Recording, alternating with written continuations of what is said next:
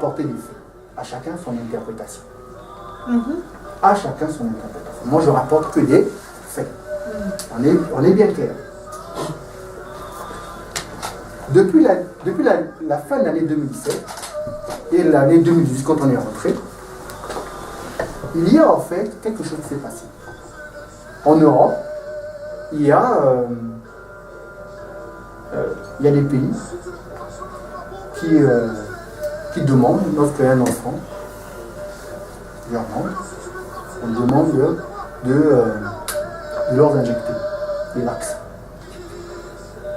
Et lui amène, c'est pour leur bien, etc. Donc on leur injecte 11 vaccins. Ah, c'est nouveau. Ok. Soyons sûrs qu'on ne va pas les injecter à l'enfant d'un coup. Il a comment on appelle ça? Son truc de défense là.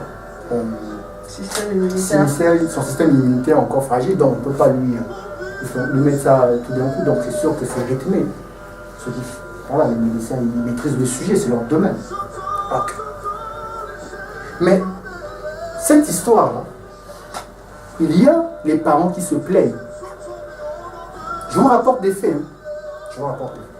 Il y a des parents qui se plaignent que depuis qu'on a fait ça chez leurs enfants, plus rien ne marche. Plus rien. D'autres. Ou plus rien ne marche. Les parents disent que c'est les histoires de vaccins. Le corps médical dit que non, c'est pas le vaccin. Alors, entre les parents et le corps médical, qui dit la vérité? L'intervention.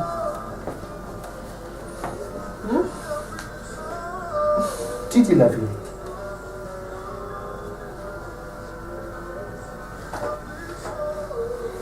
Et en plus, ce qui est quand même curieux en France, quand même, c'est que les laboratoires soient interdits de vérifier le contenu de ces vaccins.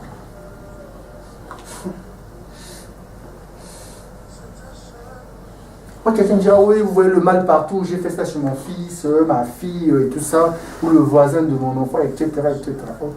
Rien ne lui est arrivé, tout ça. Ok. J'aimerais bien dire à cette personne-là, comment ça se fait qu'une femme qui a un implant arrive à tomber enceinte?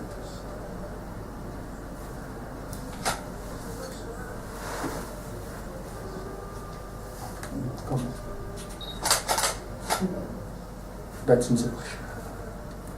Donc, on sait plus qui dit la vérité. Et il y a un monsieur qui est allé dans un pays de l'Europe, a pu vérifier le contenu de ces vaccins. Les choses qu'il a dites dans le contenu de ces vaccins-là, en fait, si c'est avéré, tu te dis, mais on est dans quel monde? Je crois arriver, ou c'est vrai, ou... Deux fois, en fait, je dis non. Non, je crois que je rêve, en fait. On est dans quoi, en fait? On est dans quel monde, en fait?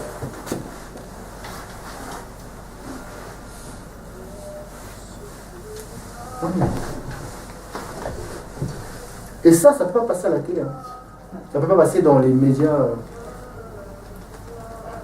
dites, voilà, de 20h comme on connaît.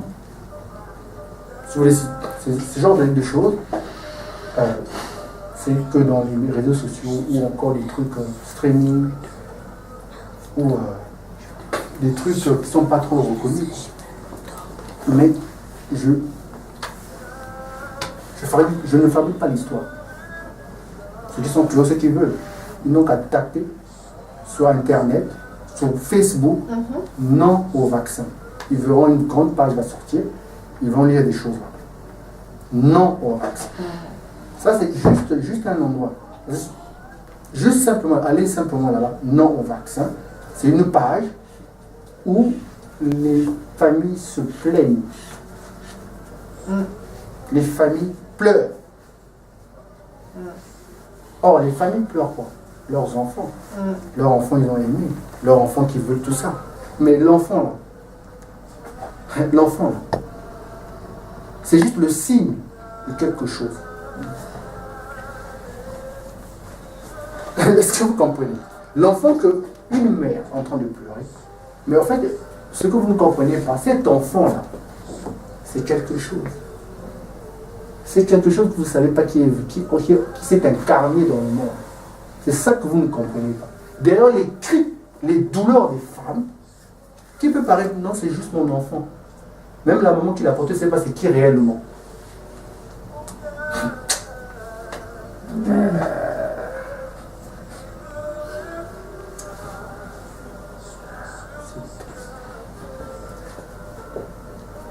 Donc,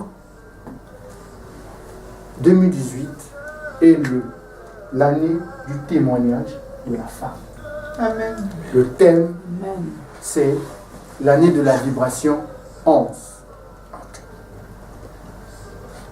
Or, quand on parle de vibration, on doit comprendre qu'en fait, c'est dû au fait à un déplacement. En fait, quelque chose se déplace. Ça fait comme un courant, en fait. Donc, ça fait bouger les choses, en fait. Or, un déplacement est dû à quoi? Est dû, en fait, à une force. On parle de pousser, en fait, quelque chose. De pousser. Maintenant, pour qu'il y ait... une force, c'est quoi? Déjà, en unité, c'est du Newton, donc c'est de l'énergie, en fait. Maintenant, quand on parle d'énergie, ça fait allusion à l'âme. Donc, quand je dis vibration, l'année de vibration, je parle des âmes.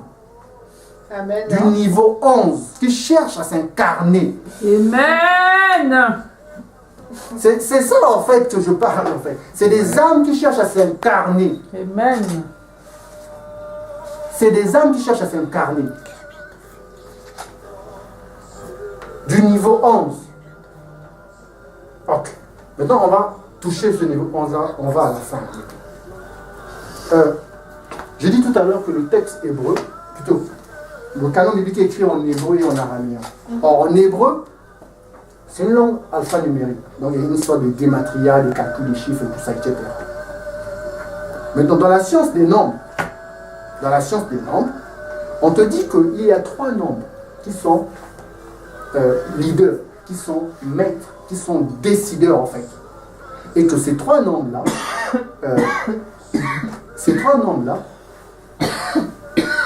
sont souvent caractérisés par une vibration du Messie. Donc je vais vous donner les 3 nombres là. Ça, je peux effacer? Oui.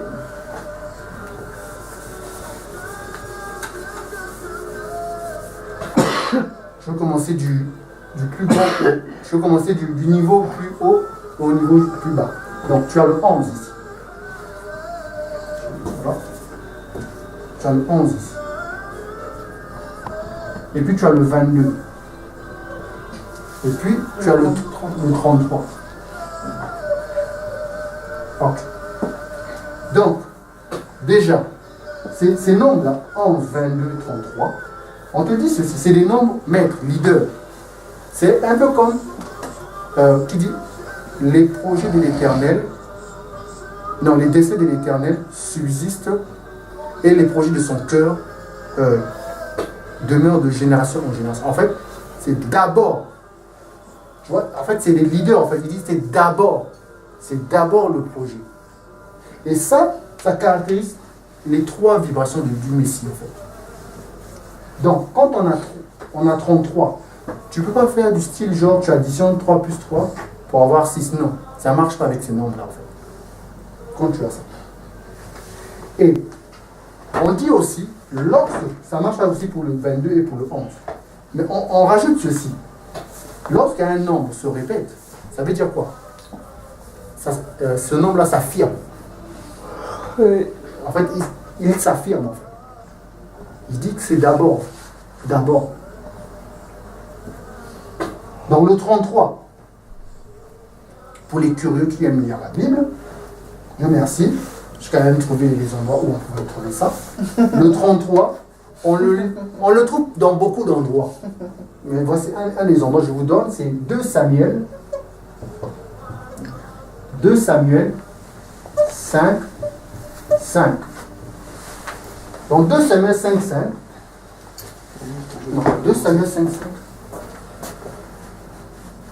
Oui, 2 Samuel 5,5. Il est dit ceci, que David a régné sur Hébron pendant 7 ans et 6 mois.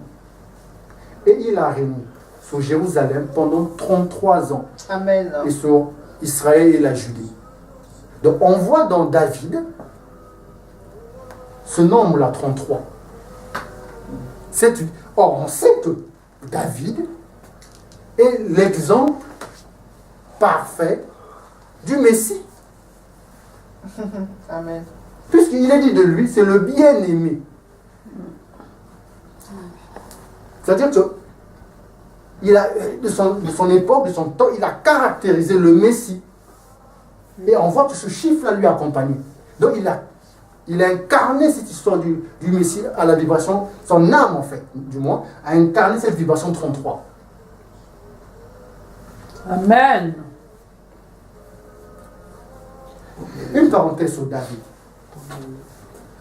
Aujourd'hui, on parle souvent de David. Mais ce que peu les gens ne réalisent souvent, peut-être pas, ça je fais un coucou à mon frère Loba.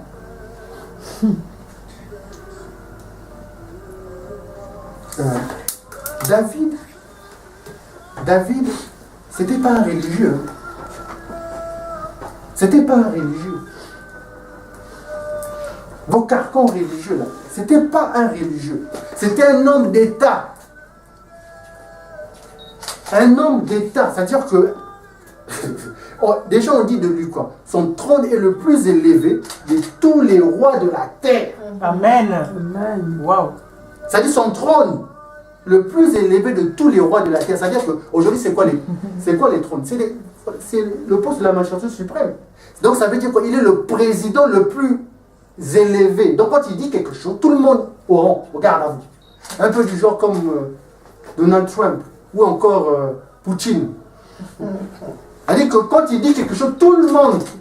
Pourquoi? Parce que son trône est le plus élevé. Et en plus, non seulement, c'est un homme d'État, mais son souci, c'est d'incarner le royaume de cieux sur la terre. Amen. Est-ce que vous réalisez? Est-ce que vous comprenez c'est quoi en fait cette histoire de la Bible? Amen.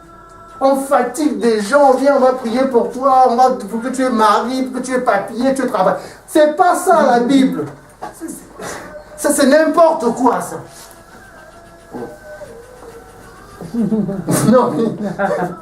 Non mais c'est fatigant en fait. C'est fatigant. Ça c'est le carcan religieux en fait. Attends. Tu sais qui tu es d'abord? Un papier va te compliquer la vie. Oh. C'est parce que vous ne savez pas c'est quoi l'homme. Qu'est-ce qu'est l'homme? Même les êtres à côté. On posait à Dieu hier sur la question, mais c'est quoi le fils de l'homme pour que tu te souviennes toujours de lui? Amen. C'est quoi? En fait, c'est parce que vous ne vous connaissez pas en fait.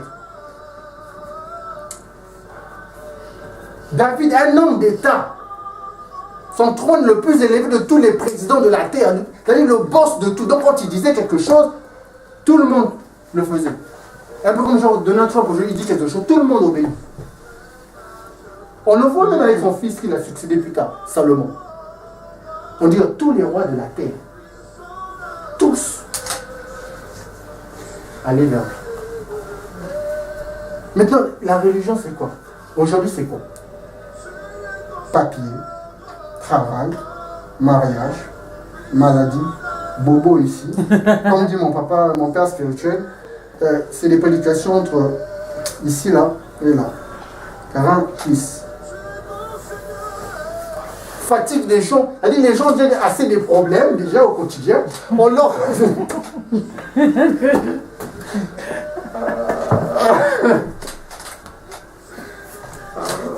Non, c'est triste. Non, mais en fait, c'est triste en fait. Non, en fait, non, ne rigolez pas en fait. C'est triste en fait. En fait, ça fait pitié en fait. Ça dit quand non, tu restes là, tu dis mon Dieu, c'est quoi? En fait, c'est triste en fait. On va avancer. Là, 22. 22. La vibration 22, là, on le trouve chez qui? Dans Apocalypse. Apocalypse 22, verset 13. C'est un malade, un être supérieur, qui s'adresse à qui? À Jean. Pendant qu'il est emprisonné à l'île de Patmos. Ok. C'est un apôtre. Ok. Il lui dit que je suis l'alpha et l'oméga. Ok.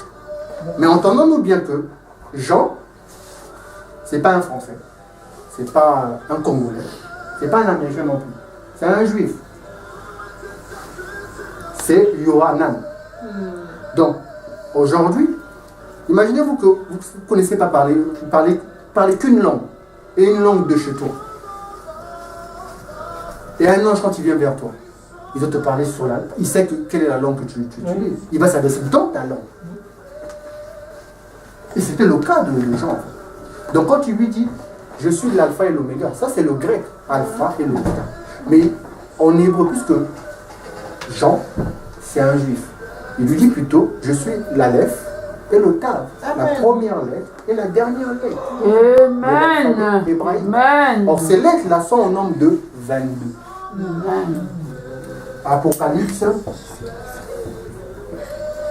22, 13. Apocalypse 22, 13. Donc, mais il lui parle de quoi en fait? Il lui révèle quoi? Il lui parle du Messie, il lui parle de l'agneau de Dieu. Il vient lui révéler la vibration du Messie au niveau 22.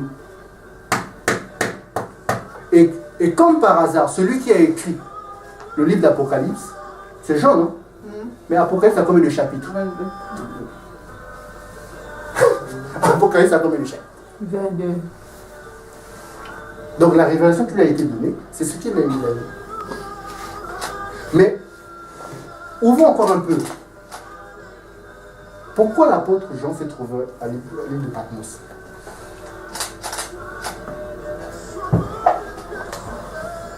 Parce qu'il a été confronté à Rome. Les apôtres, tous ont été confrontés à Rome.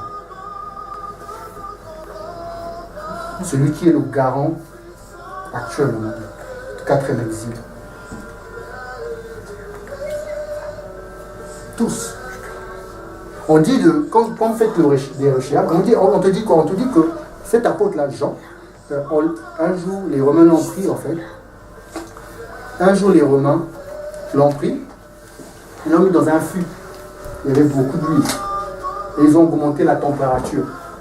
Il était dedans. Mais il est sorti indemne. Donc, c'est quoi cette personne? C'est comme ça qu'on l'a envoyé à l'île de Patmos. En l'île de Patmos, là-bas, c'est là où on envoyait des brigands de dernier. Allez là-bas, si tu rentres, tu ne sors pas. Donc, leur truc, c'était quoi en fait? Son truc, c'est quoi? C'était leur projet en fait. C'était pas pour le laisser tranquille, non. Sinon, on envoyait des brigands là-bas pour qu'on le tabasse, on lui casse la gueule. Mais vous savez ce qui s'est passé là-bas? Quand on l'a envoyé en prison à l'île de Patmos, il a converti tout le monde là-bas. Amen. Non, je tiens au passage, je tiens comment dire ça? À dire à l'évangéliste que j'ai connu grâce à mon père spirituel, l'évangéliste Myriam de Magdala. C'est bien ça, non? Mireille de Magdala. C'est bien ça, non? Je n'ai pas que elle qui va dans les prisons là, en tout cas, ça sent aussi le voir. Que Dieu vraiment l'aide dans ça. C'est touchant. C'est touchant.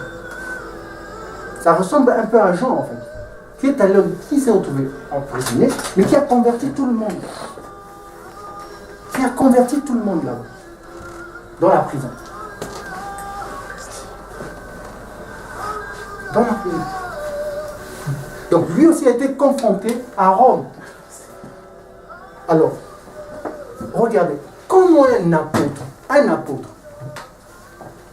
si Son évangile, c'était simplement l'histoire de Bobo ici, Bobo là. Bobo, en fait, Bobo qui se déplace. Aujourd'hui, c'est au pied de... Tu déplaces, grâce. Non, aujourd'hui, c'est au pied, demain, c'est là. En fait, ça se fait de se déplacer. Si tu crois que c'est cet évangile-là, que les puissants, ça leur dérange pas. Ça leur dérange pas. Si les apôtres ont été confrontés à Rome, c'est parce que leur révélation du Mashiach, leur vibration du Mashiach était... C'était pas peu. C'était pas peu. Amen. C'était pas peu. Parce que tu peux pas être confronté à l'État si ce que tu dis ne leur dérange pas. Mais en plus, eux, c'est pas l'État, c'était celui qui est le boss de la génération, celui qui est le boss de cette ère, qui gouverne dans les quatre côtés. Que le monde juif dit 4e exil. Ils ont été confrontés à ça. Même Paul, au moment qu'ils veulent se faire juger par ses congénères juifs, il demande quoi? À être présenté devant César, devant l'autorité romaine. À cause de sa citoyenneté. Ok, mais quand même, réfléchissons quand même. C'est comme si moi aujourd'hui, je suis français, je me trouve en Bolivie par exemple, on veut me juger, et je dis non, je vais être jugé devant le président français. Le président français n'a rien à faire vraiment, franchement il n'a rien à faire pour que... Non, il y a des appareils qui sont là, il y a des institutions d'État qui sont là. Les tribunaux sont là. Pourquoi quand je veux demander à comparaître devant le boss d'un pays, déjà pour le voir, est-ce que je le vois même, est-ce qu'il me connaît? Et c'est ce que Paul demande. Et en plus, à son époque, c'est même pas César, c'est Néron qui était le boss. Qui n'est pas simplement le boss d'une localité, mais de la terre. Vous voyez où c'est-à-dire que le Messie qui vibrait dans ces hommes-là. Fermons la page. Hein. Fermons ça. Et enfin, le 11. Le 11. Déjà, pourquoi je dis c'est l'année du 11? Simplement, quand tu fais en 2018, quand tu additionnes 2, 0, 1, 8, ça te donne 11. Ça te donne 11. Et sachant que le 11, tu ne peux pas l'additionner, c'est un nombre maître, c'est un nombre leader. D'où c'est l'année de la vibration 11. Maintenant, le 16 février de cette année, le calendrier chinois a célébré son nouvel an. On a eu du chant terrestre, du chant de terre. Effectivement. Ils ont célébré leur nouvel an. Or, quand eux, ils célèbrent leur nouvel an, en fait, ils le célèbrent dans une maison zodiacale. Et là, en l'occurrence, c'était la 11e maison. La 11e. Celui du chien de terre. Ils n'ont pas les mêmes appellations que les nôtres, en fait. Or, quand tu ouvres cette histoire du chien de terre, le chien en hébreu se dit Caleb. Je vais l'écrire là. Caleb. Caleb, comme par hasard, c'est le compagnon de Josué. Il n'y a que ces deux-là, de la génération sortie d'Égypte. C'est bon? Il n'y a que ces deux-là, de la génération sortie d'Égypte, qui sont entrés en terre promise. Le reste, ils sont morts. Et ce n'est que leur postérité qui ont accédé en terre promise.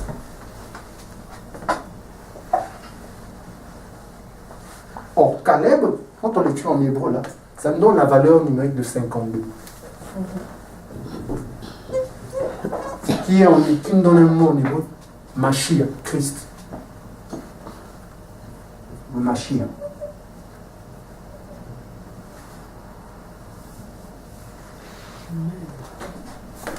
Donc, le calendrier chinois nous dit en fait, nous sommes sur la vibration 11. C'est quoi? Le Messie, puisqu'il s'agit de chien de terre qui cherche un corps, une terre, comme dit l'apôtre Michel, où poser sa tête. Et même le calendrier chinois nous le dit en fait.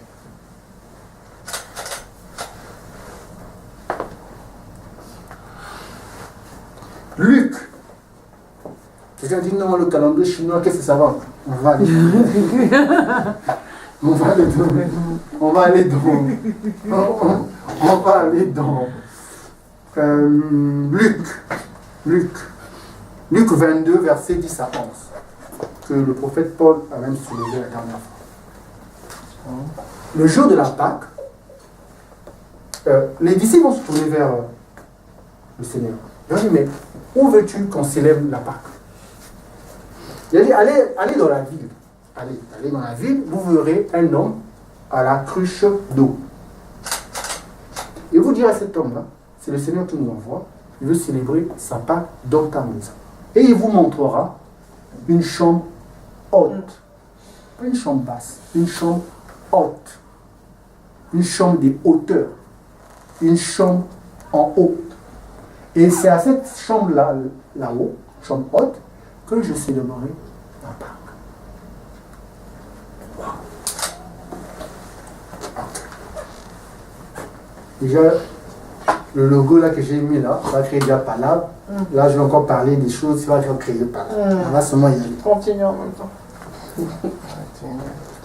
Quand on parle de l'homme à la cruche d'eau, la chambre haute, pour ceux qui connaissent un peu l'histoire des astres, les maisons zodiacales et tout ça, ça ressemble à une maison en haut, à une maison.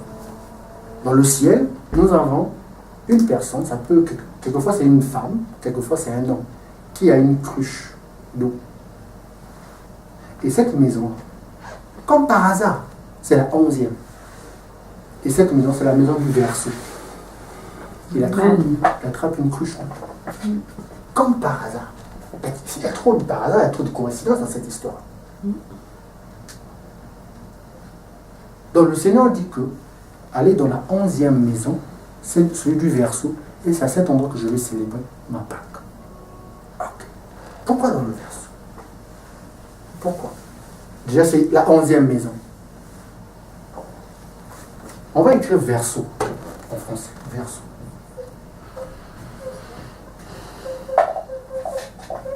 Verseau. Avec les mêmes lettres, je peux écrire un autre mot. Regarde. Les mêmes lettres en français. Cerveau. Vous lisez quoi? Cerveau. Cerveau. Et Daddy dit tout le temps, cerveau revient. On peut prendre ça pour une blague, mais en fait, c'est la maison où la tête. En fait, c'est la maison de la tête. Il cherche un endroit où poser sa tête. Le Christ cherche un endroit où poser sa tête. Il cherche un corps. Tellement les gens sont conditionnés par le système. Tellement les gens sont occupés. Ils ont oublié même la raison même pour laquelle ils existent.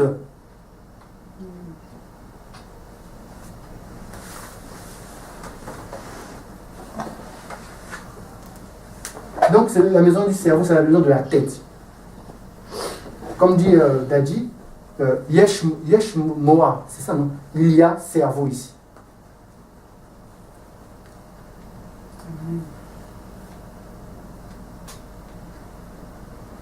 Donc là j'ai dit c'était dans Luc 22, 10, 11.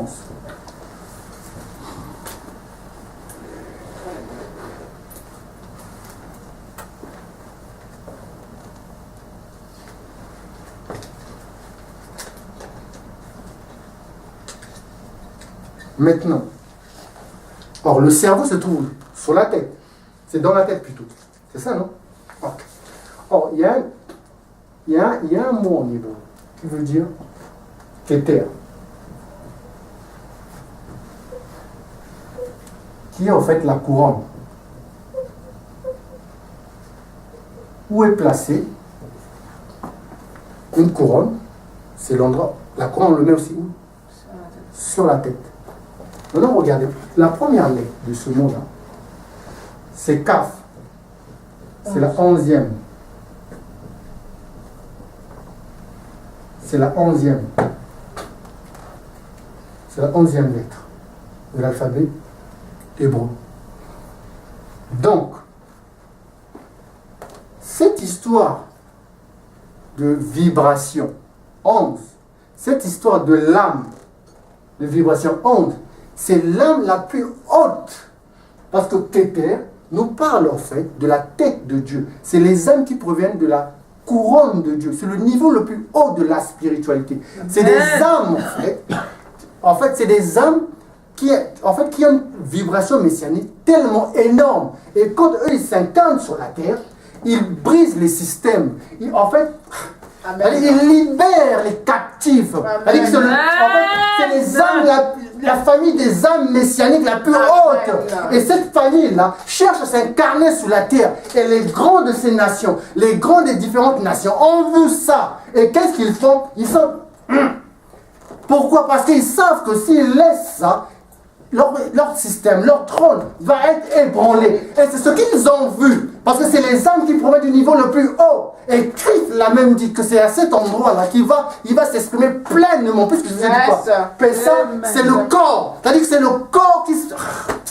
C'est le corps, c'est le corps parfait. C'est-à-dire le corps le plus sublime. Où Christ peut s'exprimer pleinement. C'est-à-dire un corps qui n'a pas de limitation. Un corps qui ne peut pas être arrêté. Un corps qui cherche à s'exprimer. C'est-à-dire que c'est le niveau le plus haut de la spiritualité. Oh Église, on est tombé trop bas. Trop bas.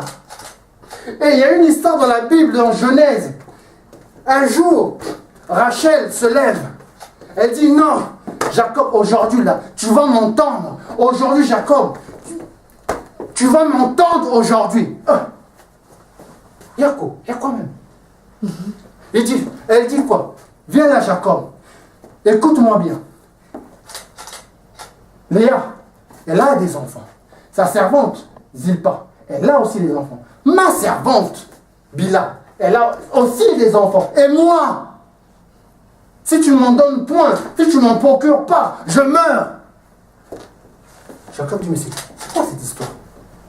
C'est quoi? C'est quoi cette histoire? Est-ce que c'est moi l'Éternel? Est-ce que c'est moi qui ai la capacité de donner les enfants? Est-ce que c'est moi qui décide de donner les enfants? Il dit, écoute, tu te démerdes. J'ai besoin d'enfants. J'en ai marre de tout ça. J'en ai marre. Genèse 30, verset 25, nous dit ceci. Lorsque Rachel eut enfanté Joseph. Oh, Jacob qui était faible, Jacob qui était bancal, Jacob qui était dans la maison de Laban, Jacob qui ne savait plus comment sortir, tellement que Laban l'emmenait en bateau, tellement que le système des nations le traînait partout, tellement il ne savait même plus quoi faire, tellement il ne savait pas. Il a retrouvé de la force. Il a retrouvé de la force. Il a retrouvé de la force. Pourquoi? Parce que le 11e fils, Joseph, est apparu. Parce que la vibration 11 est entrée en lui. Parce que cette vibration est entrée. Parce que cette vibration, il est allé voir Laban. Il a dit, écoute, tu m'as assez emmené en bateau. Tu m'en avais trompé avec Léa. Là encore, tu m'as encore ajouté encore 7 ans. Tu m'as encore ajouté 3 fois 7. C'est quoi cette histoire-là? Là, je dois sortir. Pourquoi il doit sortir? Parce que Joseph, le 11e fils, est sorti. Oh, la Bible nous dit quoi?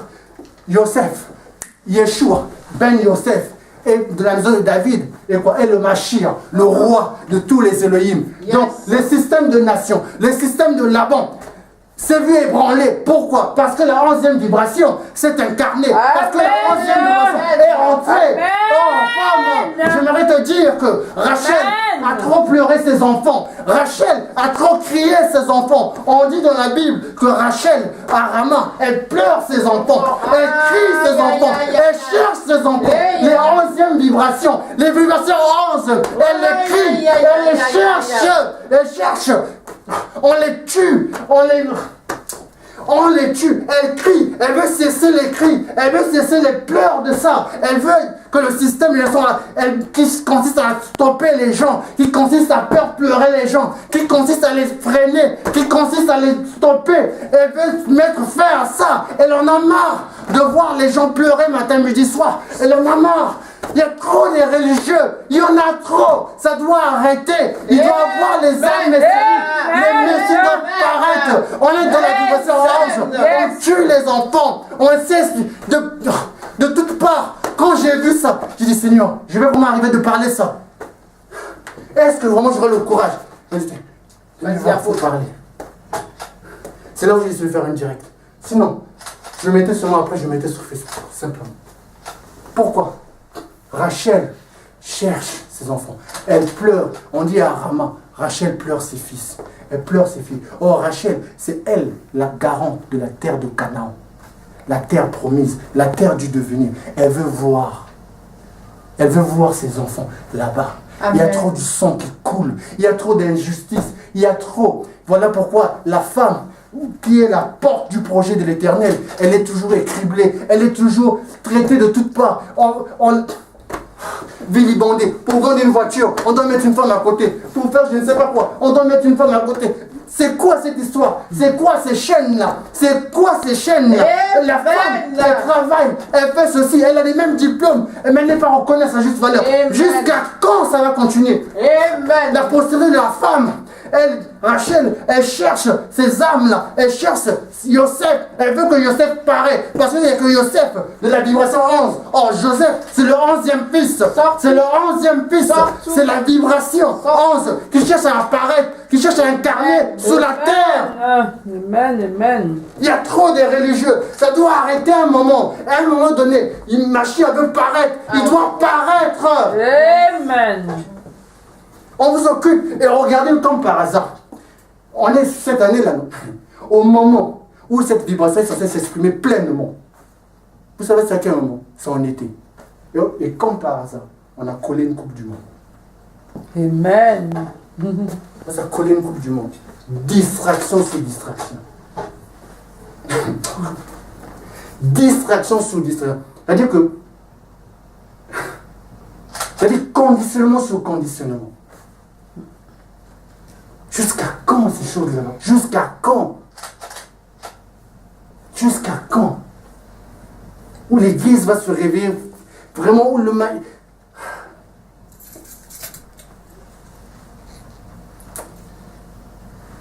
On dit quoi? C'est Sifra. Et puis Sifra, de la tradition juive, c'est Yokobed. Et Puya, de la tradition juive, on dit c'est quoi? C'est Myriam. C'est la mère et la sœur de Moïse. Or, Moïse a été aussi le libérateur. Il a aussi la vibration du Messie à son niveau. Donc, c'est quoi? C'était ces femmes sages-là qui ont pris soin. Ils n'ont pas écouté les leaders des trônes des nations. Ils n'ont pas écouté. Or, femme, j'aimerais te dire ce soir, il y a un moment donné, il faut faire des bons choix. Des bons choix. Et rien ne se passe sur la terre. La terre, c'est pas un... Si c'était un endroit de bisounours, ça se serait. Ça se serait. Ça se serait. Ça se serait. Si c'était un endroit doux, ça se serait aussi. Il y a tellement de choses qu'il faut à un moment donné, il faut que le cerveau revienne. Revienne. Que ce niveau-là, parce que c'est des âmes de ce niveau-là qui cherchent à sortir. Il faut qu'à un moment donné, que ça s'arrête. Que la religion, ça s'arrête. Les conflits, je ne sais de... Qu'on y technique à cause du texte. Moi, j'ai dit ça, toi, pourquoi tu as dit comme ça? Là, tu casses mon business. Parle. Hein. Vous êtes dans ça, là, vraiment. Les gens pleurent.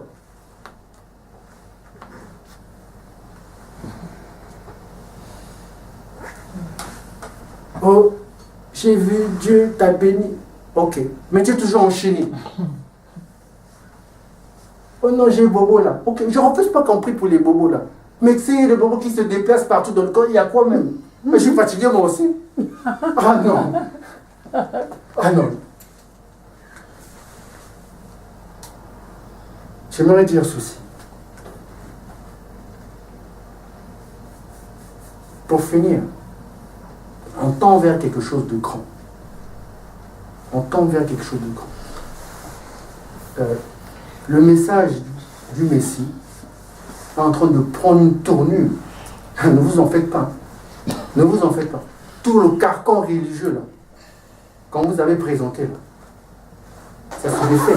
Ça se défait de nulle part. Il y a des gens qui ne s'asseyent même pas à l'église, qui ne vont même pas à l'église.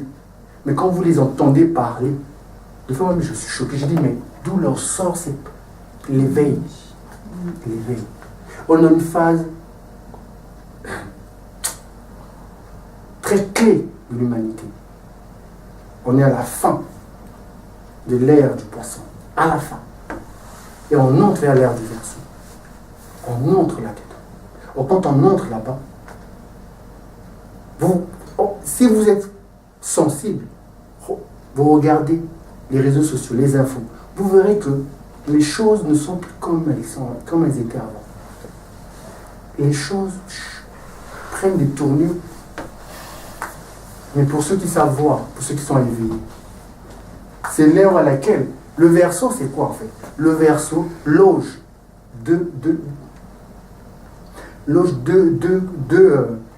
deux astres mobiles. Mais il y en a un qui est très particulier, qu'on appelle Uranus. En hébreu, c'est Mazalot. Elle, quand elle entre quelque part, c'est pour faire le shift. Tout ce qui ne marchait pas là. Tout ce qui ne marchait pas là. Il casse. Et c'est la représentation de Yosef, le 11e fils de Jacob. Le Mashiach, Yeshua, Ben Yosef, de la maison de David, est le Mashiach, le roi de tous les élus. Amen. Là, qu'est-ce qui se passe actuellement? C'est juste les annonces. Les annonces. Or, chaque fois quand on change d'air, il y a quelque chose qui doit venir pour venir mettre le saut. Et il arrive pour ça.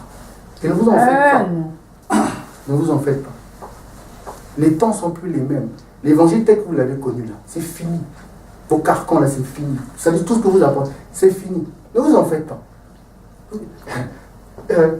Un des maîtres de Paul, avant qu'il soit apôtre, il a dit ceci. Écoute,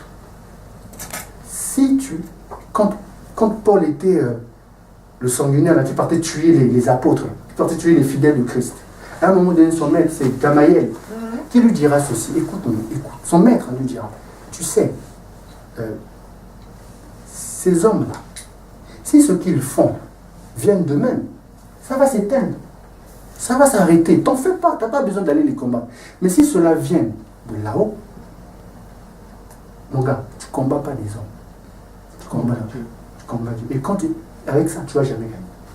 Parce qu'il va toujours, il a dit quoi, je susciterai même les pierres. On les appellerait les fils d'Abraham.